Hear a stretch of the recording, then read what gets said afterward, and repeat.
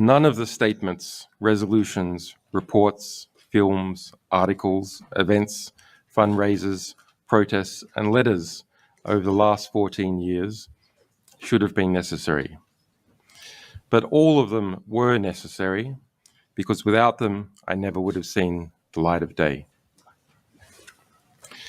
This unprecedented global effort was needed because the legal protections that did exist, many existed only on paper, were not effective in any remotely reasonable time.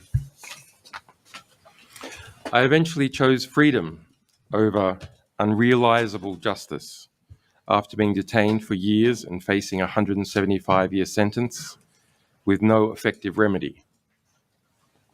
Justice, for me, is now precluded as the US government insisted in writing into its plea agreement that I cannot file a case at the European Court of Human Rights or even a Freedom of Information Act request over what it did to me as a result of its extradition request.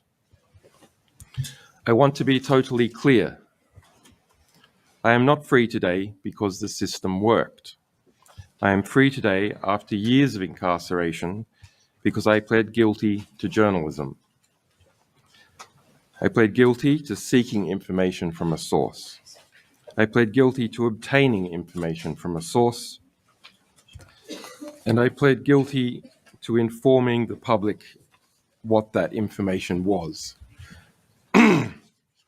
I did not plead guilty to anything else. I lived in Paris, and we had formal corporate registrations in France and in Iceland. Our journalistic and technical staff were spread throughout Europe. We published to the world from servers based in France, in Germany, and in Norway.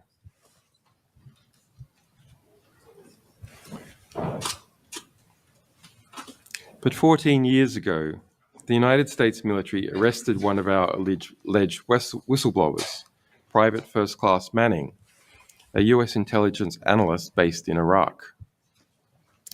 The US government concurrently launched an investigation against me and my colleagues. The US government illicitly sent planes of agents to Iceland, paid bribes to an informant to steal our legal and journalistic work product, and without formal process, pressured banks and financial services to block our subscriptions and to freeze our accounts. The UK government took part in some of this retribution. It admitted at the European Court of Human Rights that it had unlawfully spied on my UK lawyers during this time.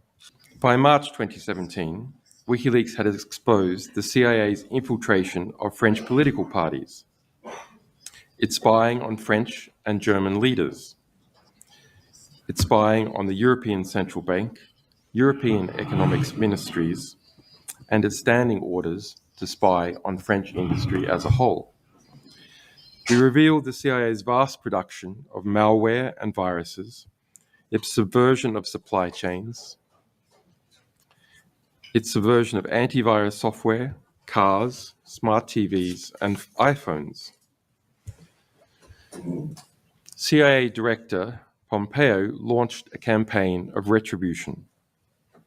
It is now a matter of public record that under Pompeo's explicit direction, the CIA drew up plans to kidnap and to assassinate me within the Ecuadorian embassy in London, and authorized going after my European colleagues, subjecting us to theft, hacking attacks, and the planting of false information.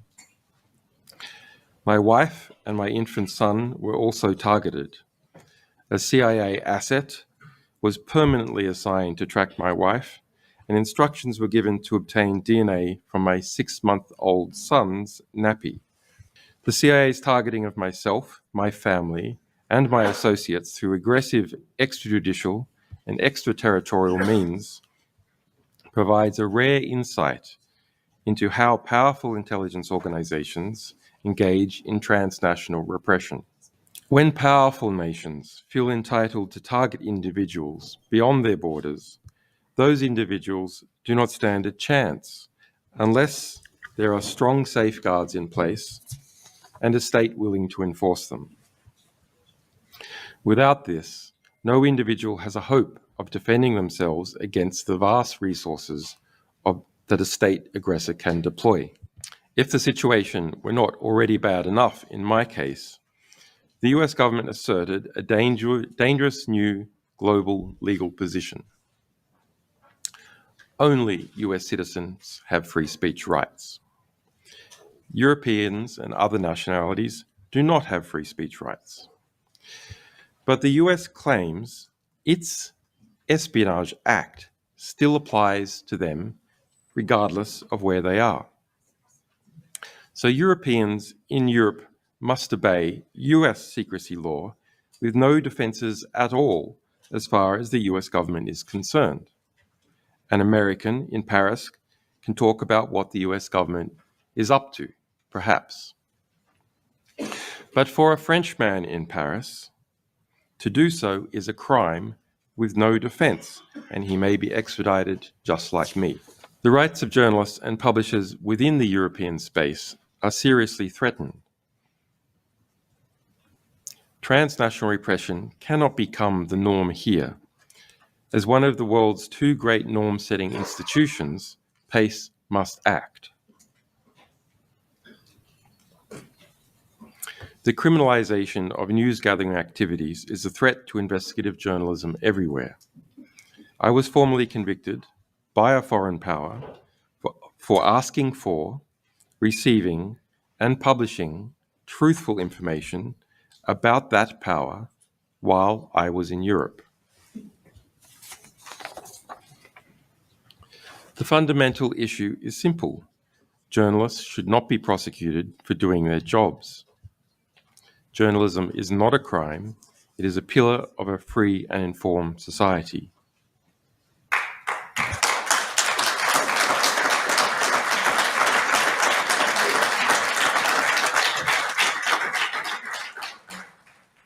Freedom of expression and all that flows from it is at a dark crossroad.